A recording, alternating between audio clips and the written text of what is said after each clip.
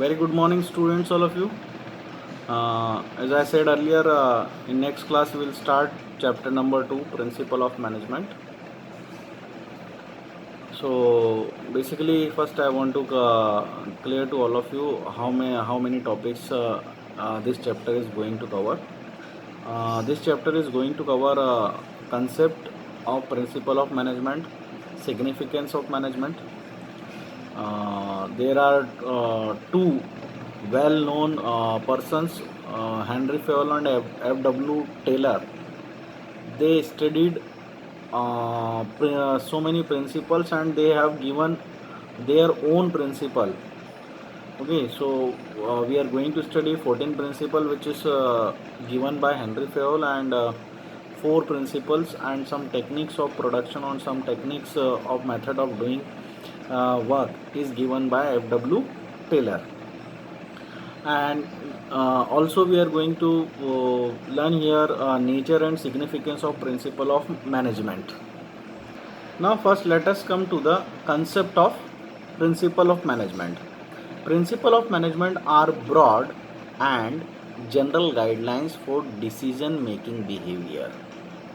Simple है students. जब हम कोई काम करते हैं तो हमें उस काम को करने के लिए कोई गाइडलाइंस होना चाहिए. If guidelines are there then works become more easier for us. Some benchmark are there, then work become more easier. Some principles are made for that work and some actions, already predetermined actions are made, then works become easier. They can be used for conduct in workplace under certain situation. They help managers to take and implement decisions. For example, while deciding about promotion of an employee, one manager may consider seniority, whereas the other may follow the principle of merit. It means what I said earlier, it works under certain situations. So here also two situations are arise. एक manager, a manager is promoting their employee. So one manager, what he is going to take in prospect, he is going to take seniority, and one is going to take merit of the employee. So two managers have different perceptions and they are using their perception in their manners. Or we can also say principle of management are guideline for actions. They denote cause and effect relationship. Cause and effect relationship हमें पता होना चाहिए. जैसे suppose हम gravitational force का example लेते हैं. Suppose मैं अगर क्लास के अंदर डस्टर लेके हाथ में खड़ा हूँ, उस डस्टर को मैं ऐसा ऊपर करके अगर मैं उसे नीचे छोड़ता हूँ तो इट डज नॉट मीन कि वो डस्टर फ्लाई करने लगेगा, उड़ने लगेगा. Definitely it will goes down, it will fell down. Why? Because of no gravitation force. So cause and effect same is happening in the management, also same is happening in the organization and when it applied on the human behavior. हमें पहले से पता होता है कि हम जब कोई प्रिंसिपल को किसी वर्कर पर अप्लाई करेंगे then what would be the result, but it does not mean every result will be same. If a principle is applied on 5 workers, so it does not mean all five are given their 100%. Maybe one is given their 70%, one is 80, maybe one is given more than 100%. Okay, because whenever principle is applied on human being, okay, so we cannot expect same result like result we expect in science. Okay, so we can say all principle helps manager for taking decision. And how it is principle, how principles are made. Okay, principles are made, basically it is developed on the basis of observation and experimentation as well as personal experience of the manager. Depending upon how they are derived and how effective they are in explaining and predicting managerial behavior, they contribute towards the development of manager both as a science and as an art. Okay, I will explain you later why management is a science and why it is called art. Management principles have gained importance with increasing professionalization of management. Day by day, we observing so many professional peoples are working in the organization, and mostly they are using principle of management. They are implementing and they are taking all their decisions with the on the basis of these principles. So mostly in where more professionalization is there, use of principles are very more. So here we talk about management as a science. So what is the difference between principle of management and management as science? One side management principle is because it is applied on human being. That's why here results are not as rigid as principle of pure science. Suppose आप सभी लोग ninth and tenth class maybe I think you all are visited practical lab and you had some practical there. Okay, कोई chemicals का जब आप मिलाते हैं, उनको रिएक्ट करते हैं एक दूसरे से, so all of them are getting same result. That's why science provide us pure results. Okay, and here management principle is applied on human being. We cannot say all are equal to each other. किसी की efficiency ज़्यादा है, किसी की efficiency कम है.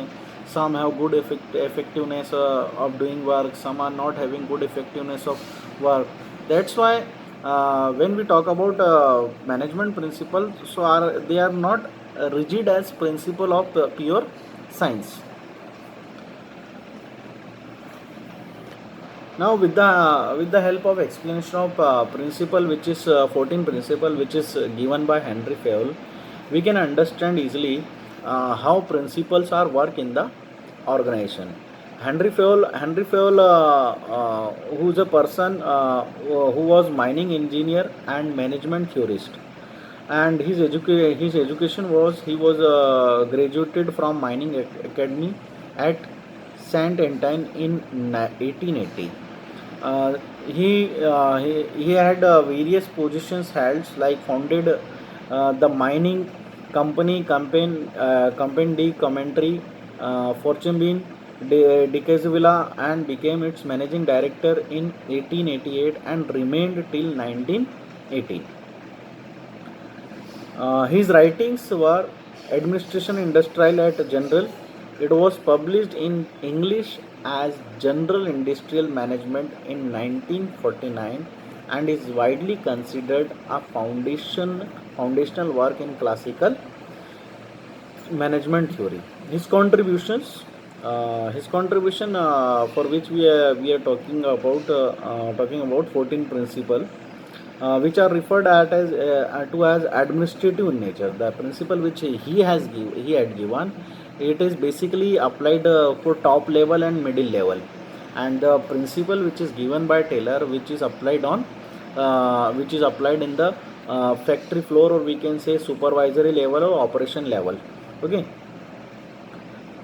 So Henry Fayol, he is a management theory. He was a management theorist, and whose theories concern organization of labor were widely influential in the beginning of 20th century.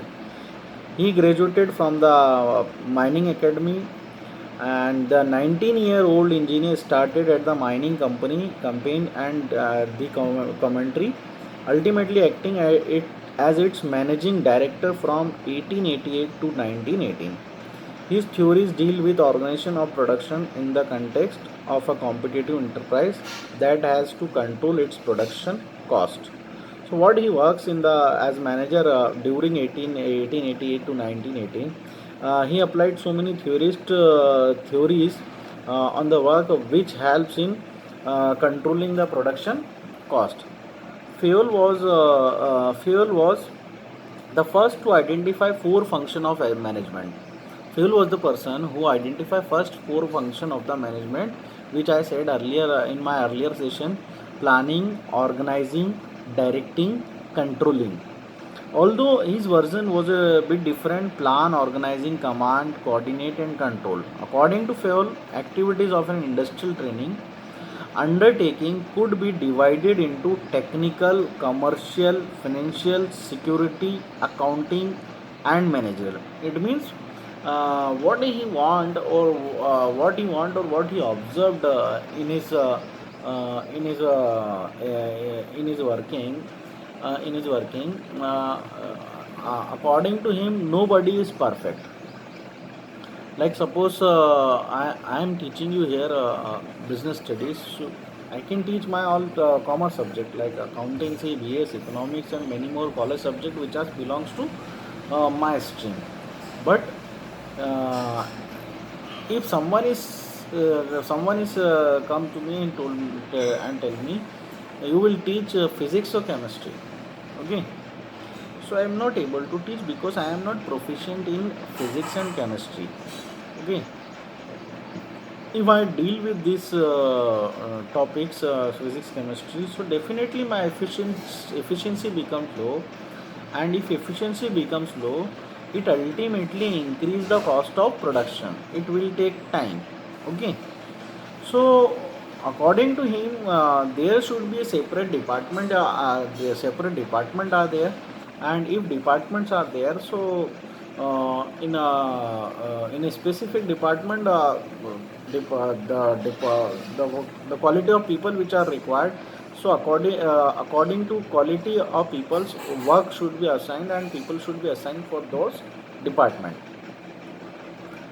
Then his 14 principle, which is given by him, which was given by him, are as follows. Like first one is authority, division of work.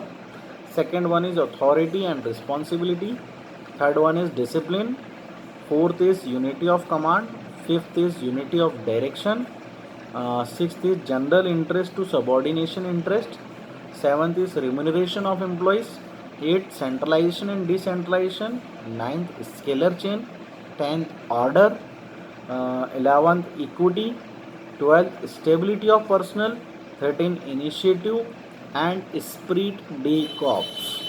After explanation all principle, you also think or you also got some experience why all 14 are very important in the organization, why very important as a manager deals with them, okay. And one more thing, with the help of with this 14 using of this 14 principle, we cannot say the desired work which we want to achieve we can achieve. It's just give us a solution, or it's just indicate us a right path of doing work, because we applied it on human nature, okay. So all human beings are not similar, okay, in different situation, in different prospects, okay. Definitely sometime it will give negative results. That's why we cannot think it will provide us desired result, okay. So let us go with first principle, division of work.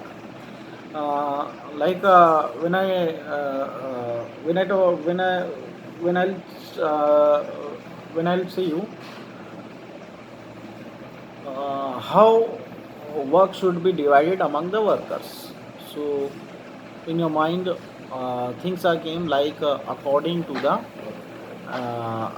their experience, according to their qualifications, okay, according to their skills. So definitely this principle also said same things. According to Fayol, the work should be divided into small tasks or small jobs. Like हमारे घर में suppose there is a marriage programme, घर के अंदर शादी वगैरह है, आपके बड़े भाई वगैरह की या बड़ी बहन की शादी है, तो आपके पापा क्या करते हैं, सारा काम खुद अपने कंधों पर ले लेंगे क्या? वो अकेले ही कैटरिंग वाले से बात कर लेंगे, अगर भाई की शादी तो बैंड वाले से बात कर लेंगे, लाइट वाले से बात कर लेंगे, घोड़ी वाले से बात कर लेंगे। कार्ड वो अकेले बांट के आ जाएंगे, सारे सारे मैनेजमेंट वही कर लेंगे क्या? It is not possible. If he is alone going to do all things, definitely he forgets so many things to do.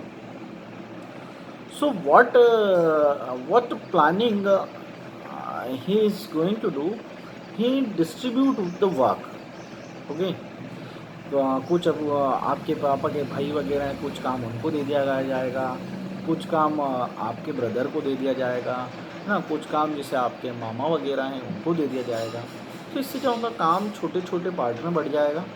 And if it is an small small task, then efficiency and effectiveness will become increase. Daily कुछ ना कुछ कोई ना कोई काम करेगा, daily उनका observation जो रहेगा, डेली फॉलोअप जो रहेगा उस पर, वो बहुत बेहतर होगा, जिससे हमें रिजल्ट अच्छे मिलते हैं। That's why work should be divide into smaller task. A trained specialist who is competent is required to perform each job. Thus division of work leads to specialization। ना, जो अपन ने स्टार्टिंग में बात करी थी कि according to qualification work should be divided. That's why division of work leads to specialization. Okay, like I am teaching you have business studies. Okay, so because of specialization I am teaching. Okay, many teachers like Sami sir is teaching mathematics, Nigi teacher is also teaching mathematics, Prabhas sir is also teaching English, Batam sir physics. So what they are teaching this kind of subject because of their specialization. Okay, that's why division of work is very important as per the qualification, as per the experience, knowledge and skills of the employees. Specialization is the most efficient way to use human effort. मैंने पहले भी बार बार example लिया, जिस suppose मैं physics पढ़ाने लग जाऊँ और केमिस्ट्री पढ़ाने लग जाऊँ, I can teach, but I cannot teach those subject efficiently. Okay, so that's why if you want efficiency in the work, you should distribute work according to the specialization among the workers. Suppose कोई computer का अपने को काम कराना है, सो what kind of person we have required, who is good in computer, who is good in computer technical, who has good computer technical knowledge. Okay, so according to that, work should be assigned to the workers. All kind of work, technical or managerial, can be performed more efficiently if it is divided into specialized tasks, each performed by a specialist or trained employee, thus result in efficient and effective output. Example, in a company there are separate departments for finance, marketing, production and human resources development. All of them have specialized person. Collectively they achieve production and sales targets of the company. Like एक company जब होती है उसके अंदर different types of department होते हैं, like production department is there, sales department is there, marketing department, sales और marketing department is there, then finance department is there, HR department is there. तो फाइनेंस डिपार्टमेंट में आपको क्या लगता है किसको एम्प्लॉय किया जाएगा, किसको वहाँ पर बैठाया जाएगा काम करने के लिए? Those who are good in computer और those who are those who are having good marketing skills? No, they appointed there, or company appointed there, organization appointed there those who have good knowledge of accountancy, those who have good knowledge of financial planning. They will appoint in the finance department. So got it? Same in production department, those who are good in those who are good knowledge and those who are good in production activity, they will appoint in production department. So same in schools also. Why I am teaching commerce here? Because I have good knowledge of commerce. That's why I am here. Okay. Like in cricket also, cricket match also, what you will see, some players fielding places are fixed. आपको विराट कोहली, रोहित शर्मा आपको slip में मिलेंगे, है ना? आपको square पे खड़े हुए मिलेंगे, आपको now days popular player Hardik Pandya या फिर आपको रविंद्र जडेजा आपको स्क्वायर पे मिलेंगे, ठीक है? तो इनका प्लेस क्या, इनकी स्किल्स के अकॉर्डिंग इनकी प्लेस वहाँ पे भी वर्क डिवाइड किया गया इन्होंने। They are in cricket also they are using principle of management. Those who are efficient, they efficient in most efficient in fielding. So according to that, their fielding placements are assigned. Now, first one is over division of work. I think it is clear to all of you. If any query, so we will discuss that query in revision section, okay, or summarize section. Now, second one is authority and responsibility. Okay. Authority, it means a person has some rights of work, and except that person, nobody has that authority of doing work. Like in classroom, I have authority. While I am teaching, I am authority to ask a question to any one of you. I have authority if someone is disturbing class, okay, he or she, okay, I will send him or her out from the classroom, okay. I have authority to check your I have given authority to check your notebooks, okay. So many authorities I have given from the management, okay. So one more thing, I am bound with my authority, because मैं मेरी authority से ज़्यादा इस्तेमाल नहीं, जो मेरी authority है मैं उतना ही इस्तेमाल कर सकता हूँ, उससे ज़्यादा मैं मेरी अथॉरिटी का इस्तेमाल नहीं कर सकता. So according to Fayol, authority means right to give orders and obtain obedience. What I said, मैं क्लास के अंदर क्या क्या कर सकता हूँ, किसी बच्चे को बाहर भेज सकता हूँ, है ना, किसी बच्चे को खड़ा कर सकता हूँ, किसी बच्चे से रैंडमली क्वेश्चन पूछ सकता हूँ. That's all my authorities. So same here in the organisation, authority means the right to give orders and obtain obedience. There are two types of authority: official authority, that is authority of command; personal authority, which is the authority of the individual manager. Authority is both formal and informal. तो authority कितनी तरह की हो गई? दो तरह की, एक फॉर्मल हुई और एक इनफॉर्मल. उसके अलावा भी एक ऑफिशियल अथॉरिटी, एक पर्सनल अथॉरिटी है ना. ऑफिशियल अथॉरिटी जो टॉप लेवल से मिडिल लेवल पे फॉरवर्ड होती है. पर्सनल अथॉरिटीज़ जो मैनेजर के खुद के अपने पर्सनल प्रोस्पेक्ट होते हैं, ओके. पर्सनल की उसकी अथॉरिटी ऑफ इंडिविजुअल मैनेजर की जो होती है कि, ठीक है. तो दो, और उसके बाद में भी दो तरह की है, फॉर्मल एंड इनफॉर्मल.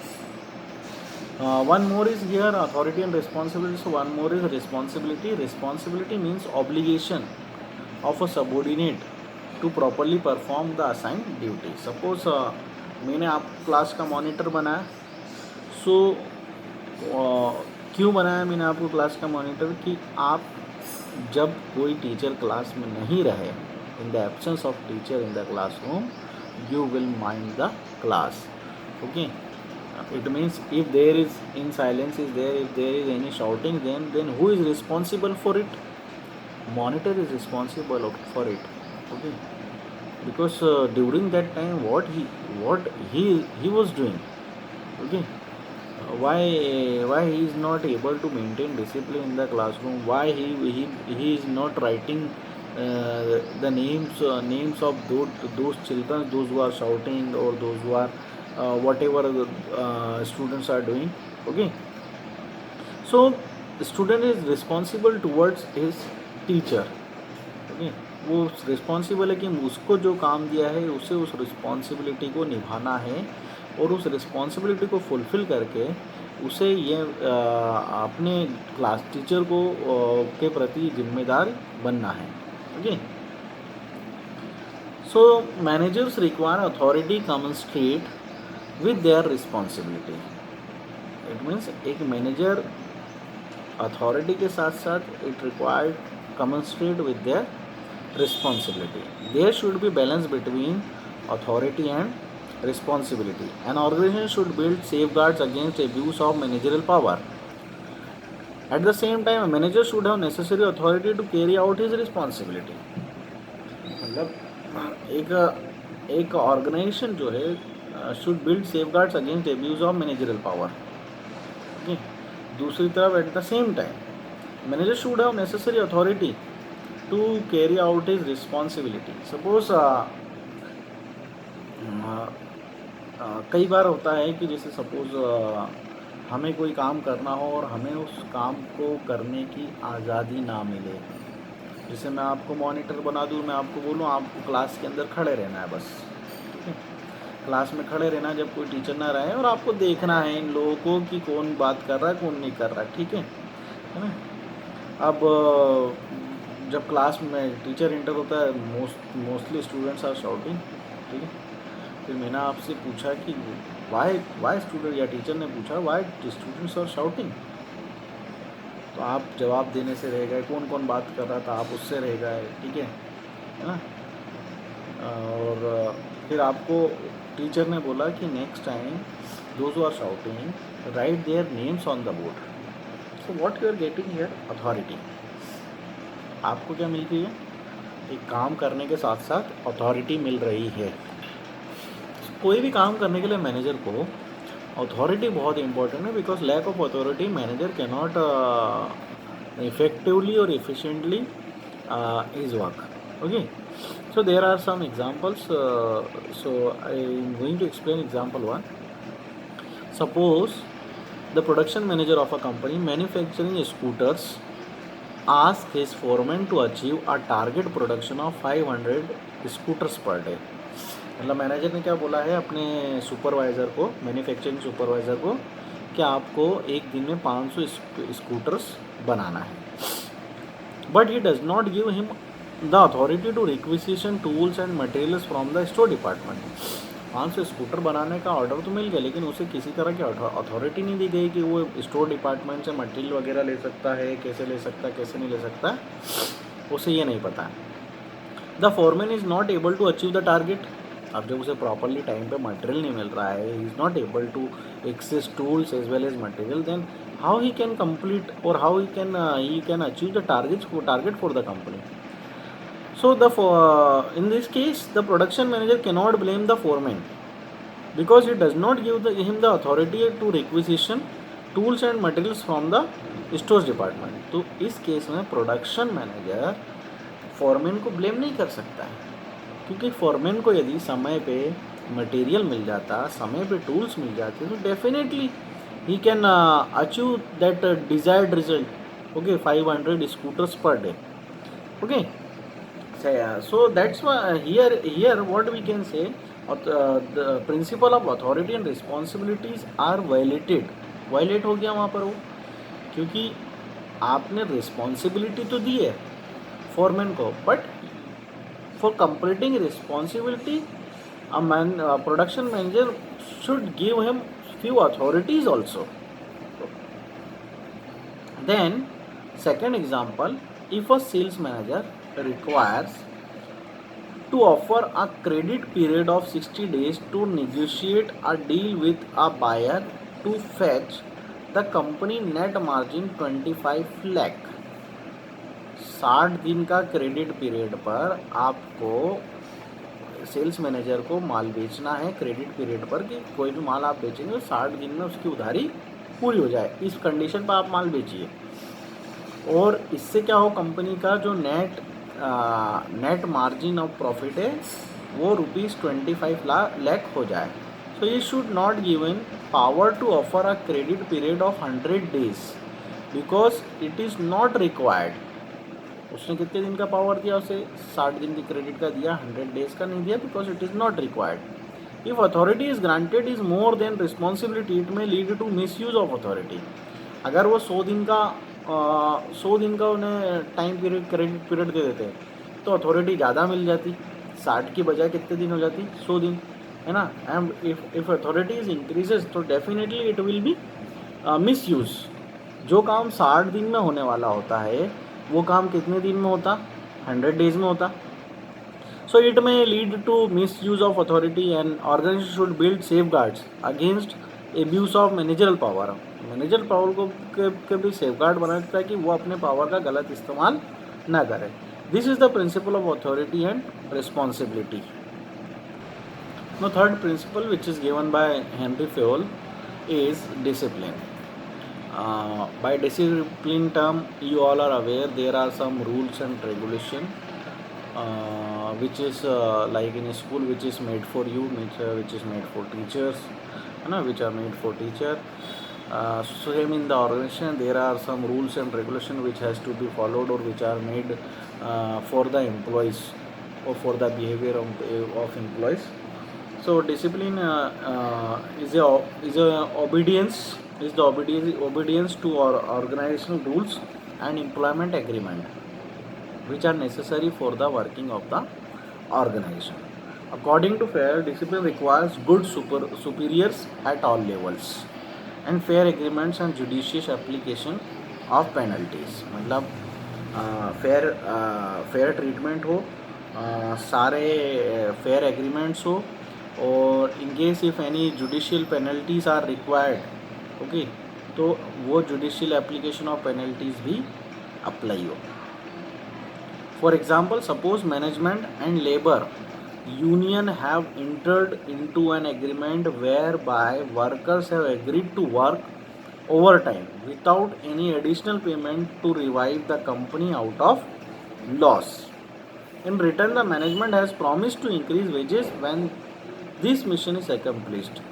मतलब अभी कंपनी लॉस में है तो मैनेजमेंट ने वर्कर्स से बात करी ओवर टाइम करने के लिए and they are agreed for work, लेकिन उसके लिए आपको किसी भी तरह का अभी ओवर टाइम नहीं मिलेगा.